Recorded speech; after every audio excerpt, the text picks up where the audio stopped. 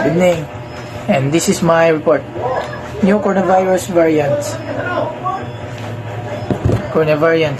According to the National Center for Immunization and Respiratory Diseases 2021, the new variant strain of SARS-CoV-2 known as B.1.1.7 lineage has emerged as a common mutation in the United Kingdom. This variant was also detected in the United States and Canada. Furthermore, in South Africa, another variant of SARS-CoV-2 known as 81.35 lineage merged independently and shared same mutation. So, kaninga topic, basa po na kaninga topic, nagkuhanin siya nag-isgot siya about new COVID-19 variant sub-emerge kung kano siya nag-emerge ang katong COVID-19. Yun, ang katong B.1.1.7 United Kingdom, dito siya na variant sa United Kingdom. Na-detect siya in na-detected po siya in United Kingdom, United States, and also Canada. Sa Canada, ang B.1.1.351 sa na-detect siya doon sa South Africa. Nag-emerge siya independently, share some mutation as UK variant. Then, next, transmission of new variants. The new variant has either emerged from a patient in the United Kingdom or has been imported from a country with lower ability to maintain coronavirus mutatives. This controversial coronavirus variant was first identified in United Kingdom, and it threatens to further strain overburdened healthcare system. It also increases the demand for healthcare scorecards. Just as vaccines are still rolling out Zero World Hawk 2021. The vaccines formulated by some companies are effective for this new variant. This variant accumulates multiple mutations, spikes the protein to evade immunity toward introduced vaccines. So, kaning transmission of new variants. This report discuss the emergence of a new COVID-19 variant specifically. Ang impact ano niya kay kuan, threatens to strain already overburdened healthcare system. Increases demand, so ka-increase demand for healthcare and mga workers para mga katrabaho. May pa-increase siya din. Emerge as vaccines are being rolled out globally. So, vaccine effectiveness. So, some vaccines are effective against this new variant. Kuan, effective daw ang vaccine sa karon nga new variant atong COVID-19. Sin ang gakuan nato si Dr. Greg Armstrong. Siya ang ipasay sa uncertainty surrounding treatment effectiveness. Si Dr. Greg Armstrong. Siya ang ipasay. Natanan. Non-communicable disease. The following are some non-communicable disease. Hypertension. The force exerted by circulation of blood on the walls of the blood vessels is known as a blood pressure. Blood pressure consists of two components. Two components: pressure that count when your heart beats, and the systolic pressure that count when your heart relax. The systolic pressure is the number above the systolic pressure. So, may tulo kabog gihatag dire, tulom ang galing hypertension. Na siya normal blood pressure. A blood pressure reading of 120 to 80 of lower and considered normal. Normal blood pressure 120 to 180 or lower. Tas ang high blood pressure, hypertension siya sa 140 to down sa 90 or higher pa diya. Then ang low blood pressure mo ni siya gitawag hypotension, 90 pa ubos or lower pa diyon, lower pa niya. Then a blood pressure measures the force of circulatory blood on blood vessel walls. It consists of systematic pressure. Ang systematic pressure is when the heart beats kanang buto-buto. Kaya makita nimo siya ang kulba, kay ba? na buto-buto yun. Diastolic pressure mo na ang diastolic pressure mo na yan kung atong kasing kay relax ba, relaxes bitaw kayo when the heart relax. Then dapat ni siya mga way aron managing blood pressure na managing blood pressure man siya kan regular monitoring, healthy lifestyle choices, then hydration, then dali na punta sa ano pa day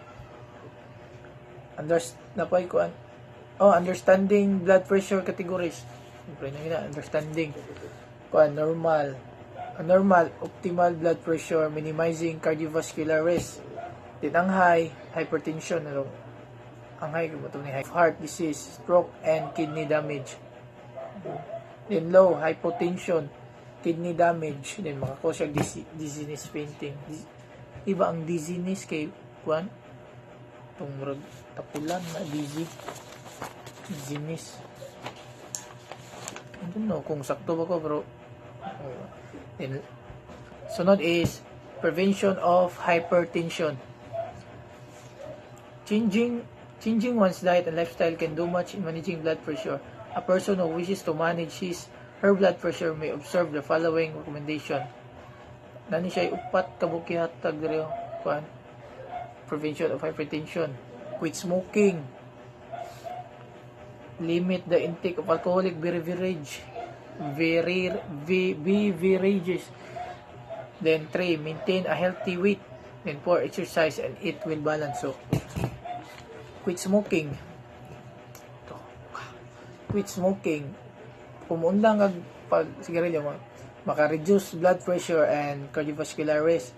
Then ma-improve po imong lungs function. Tas limiting alcohol maka-decrease risk of liver disease. Pero maka-reduce gyapon siya kuan blood pressure and cardiovascular risk gyapon parehara at sa kuan quit smoking kumundang ang sigarilyo na parehara. Pero siya maka-decrease risk of liver disease. Then maintaining a healthy weight improves insulin sensitivity. Sensitivity ba advantage may lang weight may balaan man nimo ang healthy food kay dili ra over sa pagkatidako ito.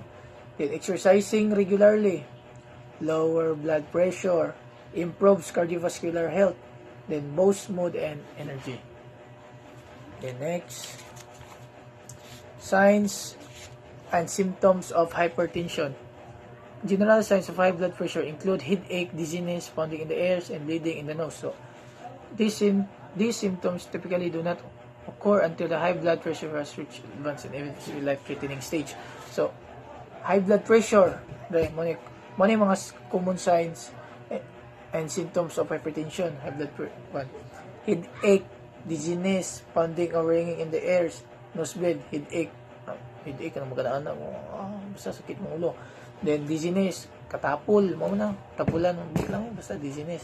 This pounding or ringing in the ears, kanang pasmado ba? Kanang pasmado, magtingog imong dunggan. Wala diyan. Nosebleed, balo na tanan kanang gisumbag ka di. Sumbog ilong. Then these symptoms often appear in advanced stages of hypertension when blood pressure has reached potentially life-threatening levels. Then kaning hypertension can lead to maka-lead siya og heart attack or stroke, tas heart failure din, a vision loss of blindness, na. And the last one kay cardiovascular diseases. High blood pressure immunes the rock of coronary arteries, which is known as atherosclerosis. Diseases adds the force that put pressure against the artery wall, which could result in damage asteroids. The various causes of cardiovascular damage as follows. Number 1, this cardiovascular diseases, cardiovascular diseases, highlighting the relationship between high blood pressure and coronary artery disease, commonly known as atherosclerosis. Ang kaning atherosclerosis nag-occurs when arteries become damaged. Then risk factors for cardiovascular disease. Mo ni ang mga smoking, tobacco users, kanang mga cigarettes. Man siya face higher risk. Then diabetes, increase the likelihood of developing heart issues. Tas overweight, kanang timbang na uber kas kadako bay. Kuan fat are more sustainable composed to those with a healthy weight. Tas diet high in saturated fats and salt contribute to increased risk. Kuan siya high in saturated fats and salt. Tas family history, children whose parents had heart disease before age 55. Tas lack of exercise, developing cardiovascular problems. Age, the risk increase for men over 45 and women 35. Alcohol consumption, drinking 2 or more alcoholic daily can raise levels. Taas high blood pressure, contributor to cardiovascular disease. And high cholesterol, elevated cholesterol levels are another critical risk factors. So, mo itong report ang boto na makapasabot mo ito kay di mo